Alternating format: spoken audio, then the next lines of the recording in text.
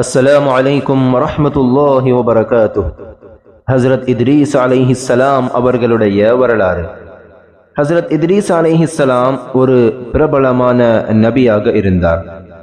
இவரை குறித்து திருமறை குர்ஆனில் 3 வசனங்களும் உள்ளது.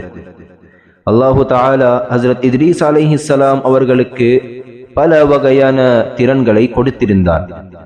உதாரணத்திற்கு வானவியல் சம்பந்தமான அறிவு, கணக்கு, எடை மற்றும் அளவு பார்ப்பது, ஆயுதங்களை தயாரிப்பது, ஆடைகளை தைத்து அணிவது, மேலும் பேனாவை கொண்டு எழுதுவது, இது போன்றவற்றை முதலாக தொடங்கியது ஹஜ்ரத் இத்ரீஸ் அலைஹிஸ்ஸலாம் அவர்கள் ஆவார்.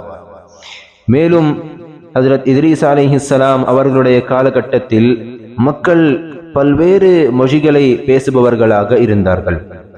அல்லாஹு தஆலா ஹஸ்ரத் இத்ரீஸ் அலைஹிஸ்ஸலாம் அவர்களுக்கு அனைத்து மொழிகளையும் கற்றுக் கொடுத்திருந்தார். ஆகவே ஹஸ்ரத் இத்ரீஸ் அலைஹிஸ்ஸலாம் மக்களிடையே அவர்களுடைய மொழியில் பேசுவார்.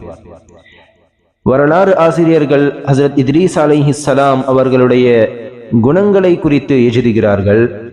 ஹஸ்ரத் இத்ரீஸ் அலைஹிஸ்ஸலாம் மென்மையாக பேசுவார், மேலும் அதிக நேரம் அமைதியாக இருப்பார், மேலும் பார்வையை தாழ்த்தி நடப்பவராக இருந்தார்.